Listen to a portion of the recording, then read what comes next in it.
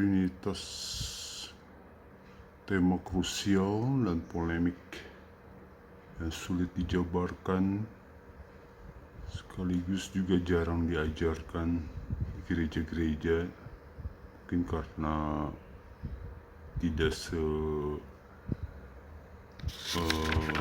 seragam tentang analogi Trinitas di kalangan orang Kristen, sehingga mungkin jadi jarang diajarkan juga di gereja. Mudah-mudahan apa yang dikatakan oleh Yesus di dalam Matius 13 ayat 19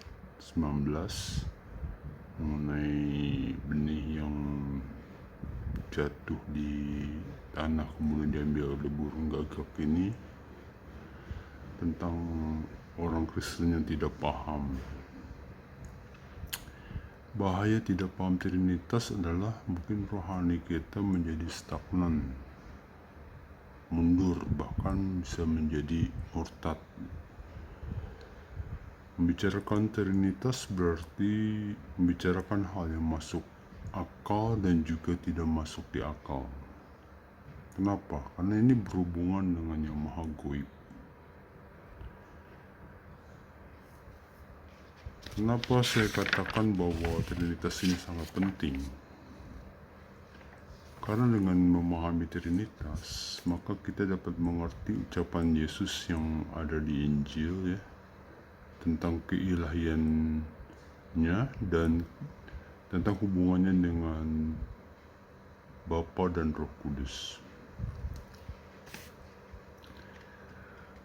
Untuknya ini kita akan menggunakan analogi baru, yaitu analogi tubuh manusia, yang selama ini kita kenal analogi 1+1+1 sama dengan 1.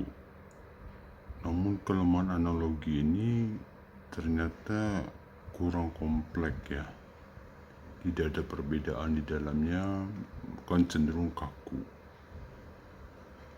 Di sini analogi ini saya sudah merupakan hasil riset yang cukup lama dan diuji di ajang-ajang diskusi debat, ya.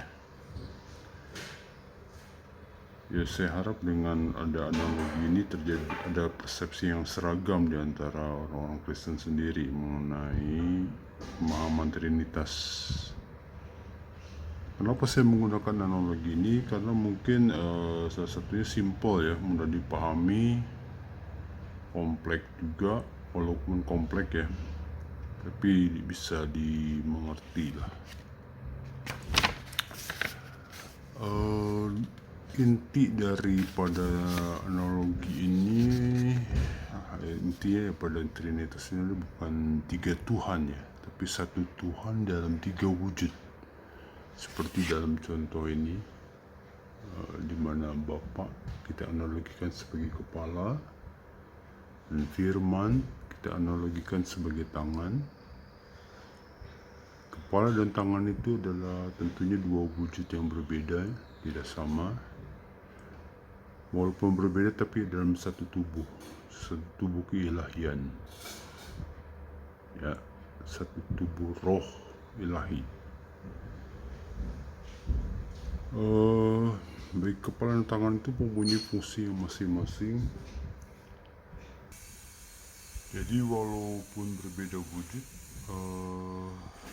kedua fungsi ini saling membutuhkan satu sama lain. Baik Bapa maupun Firman saling melengkapi. Artinya, kalau misalnya dalam analogi tubuh ini, baik kepala membutuhkan tangan, begitupun tangan membutuhkan kepala. Kepala tidak bisa mencipta tanpa tangan, begitu pula tangan tidak bisa berbuat apa-apa tanpa adanya kepala. Jadi pada intinya, baik Bapa maupun Firman itu semua berwujud. Kalau ditanya kenapa kok bisa begitu, ya karena Allah itu maha gaib. Jangan lihat 3 wujud, 1000 wujud pun bisa. Kalau ditanya pun dalilnya, kita bisa lihat di Bilangan 11 ayat 17. Nyatakan, saya kutip sedikit, maka aku akan turun dan berbicara dengan engkau di sana. Lalu sebagian dari roh, nah ini perlu digarisbawahi, sebagian dari roh. Bisa juga kita ambil, saya kutip dari satu kitab Quran, yaitu At-Tahrim 66 ayat 12. Di sini sebut, dan ingatlah Maryam binti Imran yang memelihara kehormatannya, maka kami tiupkan ke dalam rahimnya sebagian dari roh kami. Sama. Jadi baik di Bilangan 11 ayat 17 dan At-Tahrim 66 ayat 12 ini menyatakan ada sebagian dari roh kami.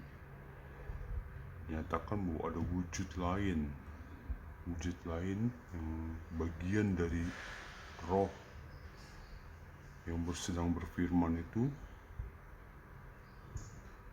eksis, ada eksistensinya.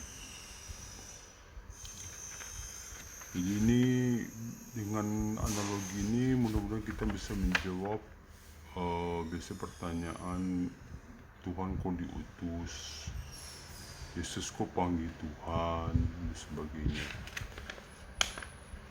Atau contohnya di Yohanes 10:30, aku dan Bapa adalah satu. Nah, di sini satu saya perlu jelaskan bahwa satu ini adalah satu dalam roh keilahian ya, bukan dalam wujudnya.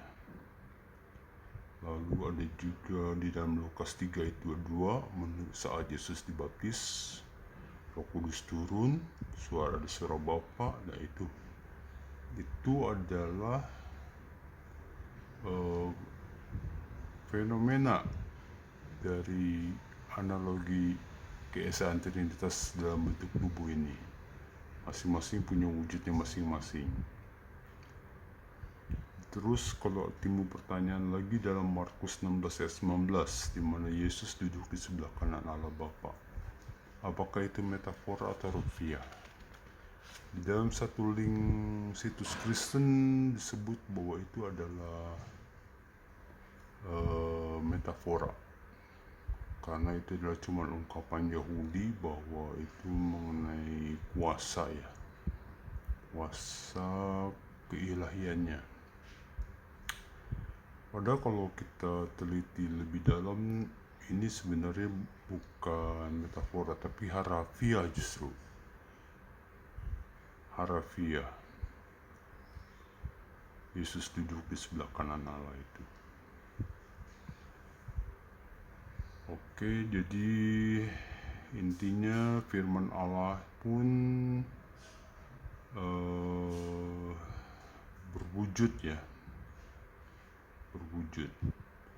Kenapa wujudnya harus saya menggunakan analogi tubuh manusia? Karena Allah ini, firman Allah ini wujudnya adalah wujud manusia, sesuai dengan Kejadian 1 ayat 26, di mana dia mengambil atau membentuk tubuh manusia itu diambilnya dari gambar dan rupa kita. Nah, itu salah satu ciri ya. Oke, sampai sekian dulu. Semoga paham. Kalau ada pertanyaan silakan di komen. Untuk topik yang berikutnya kita akan bahas mengenai apakah Yesus itu Tuhan. Ini penting sekali buat para orang Kristen, khususnya anak-anak muda, supaya tidak terombang-ambing oleh pengajaran-pengajaran di luar sana yang menyangkal keilahian Yesus ya. Di mana kita akan mempelajari Yesus itu Tuhan apa tidak, itu kan ada Yesus pernah bilang bahwa dia itu utusan segala macam, yang akan kita bahas. Oke, sekian dan terima kasih. Shalom.